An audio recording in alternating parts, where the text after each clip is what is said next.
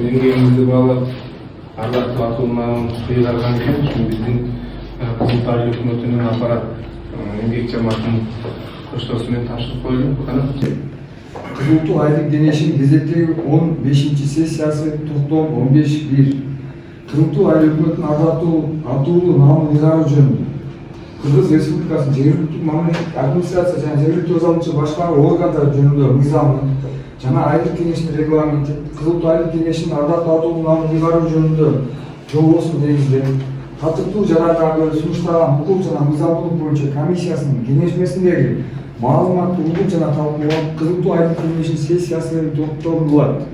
Кызыл Сең айылынын тургуну Ажар Дарека Адатовна Кызыл Туу айыл өкмөтүнүн ардактуу атуулуу наамы ыйгарылсын. Төрага Жороев.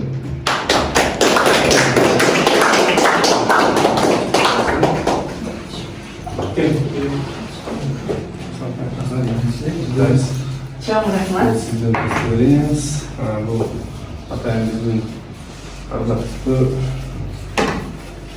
лентабыз.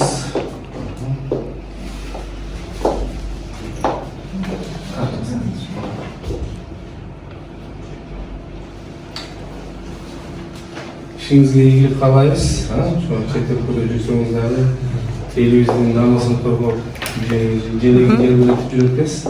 Ден соолук каалайбыз, өзүңүздүн үй бүлөңүзгө тынчтык каалайбыз. Биздин Кызыл Туу айыл өкмөтүбүздү унутпаңыз, биздин Кызыл Сең айылыбызды унутпаңыз. Элиңиз экен, жериңиз экен, ишиңизге ийгилик. Чоң рахмат. Атуулуңуз куту болсун.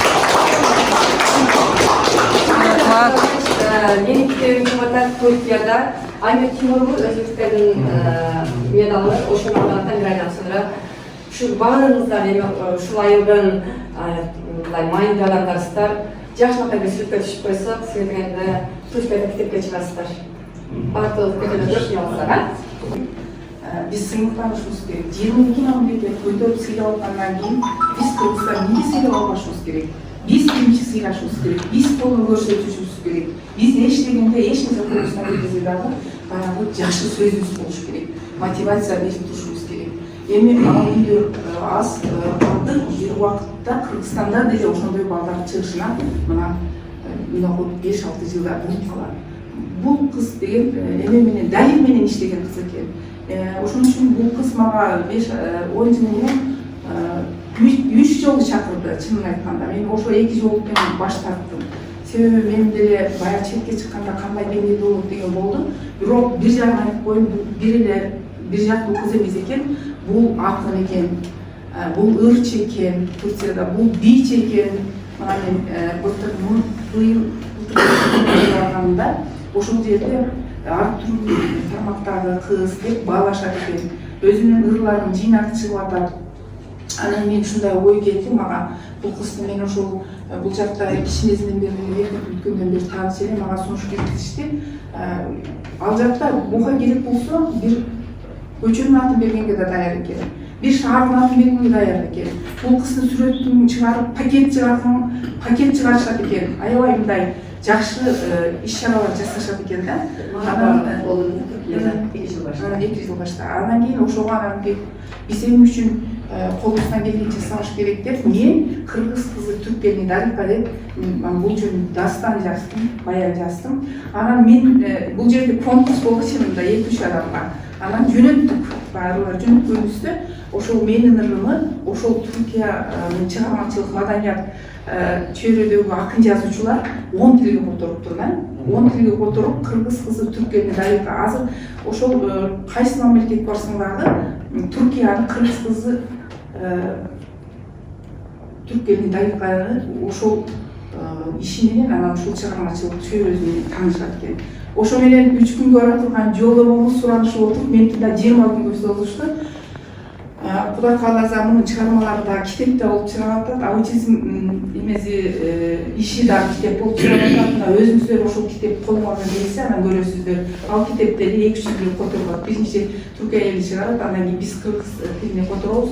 Бирок чынын айтканда иши ушунчалык оор экен. Оор болсо дагы Түркия мамлекети баалаганы мени аябай кубандырды.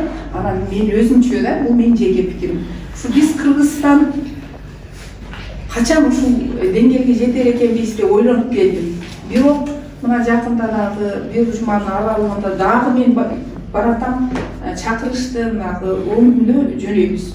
Ал жака барганда дагы ушул кыздын инициативасы, ошол жактын координатору экен да. Мен уюштуруучусу ошол Түркия элинин Кыргызстан уюштуруусу. Бирок бизге окшоп жана коммерческий мындай деген бир иш-чаралар көп. Бирок бул кызды мамлекет өзү көтөрүп, мамлекет өзү чакырып, мамлекет өзү жол баштаган үчүн министр болобу, губернатор болобу, же болбосо кандайдыр бир жетекчи болобу, өздөрү чакырып, өздөрү машина жөнөтүп, өздөрү машина менен алып жүрүп, өздөрү уюштуруп берет экен. А биз болсо өзүбүз чукка уюштуруп атабыз го, кеминтип антел андай жок экен.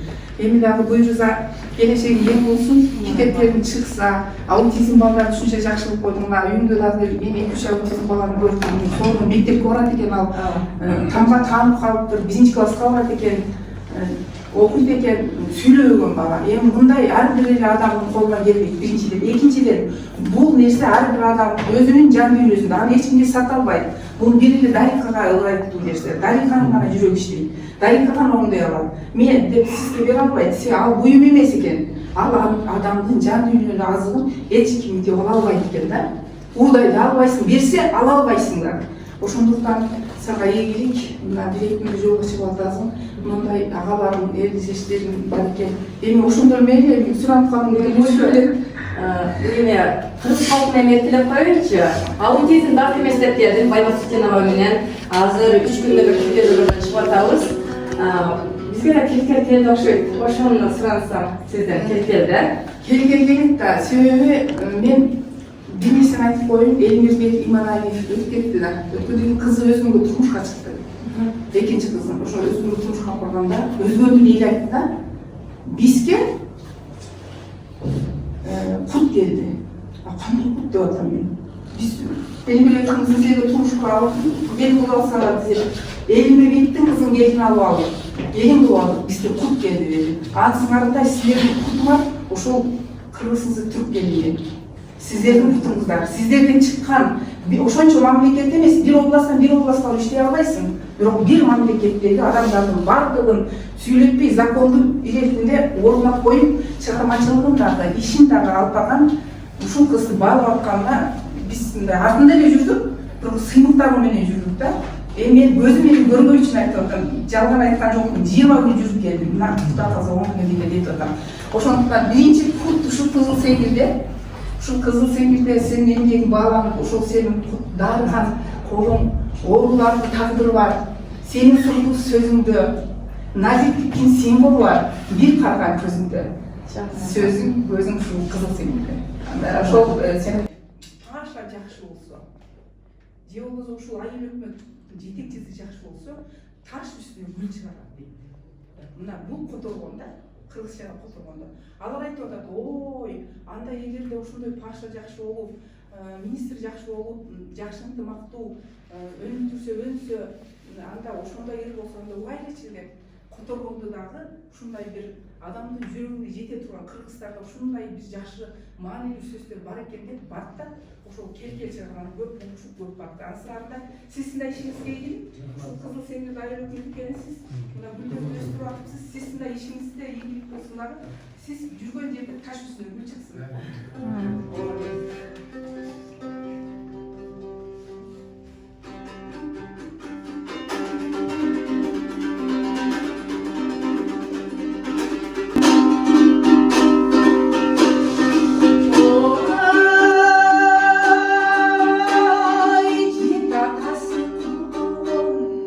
Жерге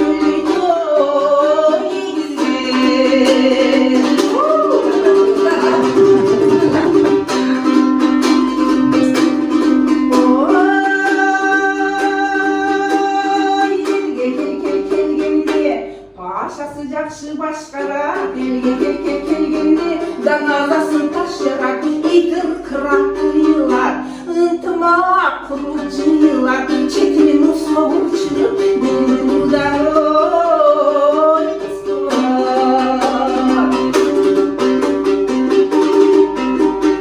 Azamatı tuzayıp da aklıma ne çuvasın, dışımın çaykara doymuş çağılsa benimci. Elge kelge kelgende, gülügünde baygala, elge kelge kelgende, namazası taşarat, elge kelge kelgende, paşası jakşı oy başkana. Elge kelge bir gelip, elge kelge bir gelip, elge kelge bir gelip, elge kelge bir gelip, bir gelip, bir gelip, bir gelip.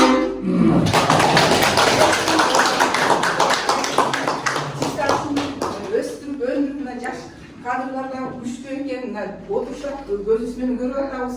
Бардыгы колунан келе турган, тилинен келе турган таш үстүнөн гүл чыгап турган жаштар. Çok rahmet.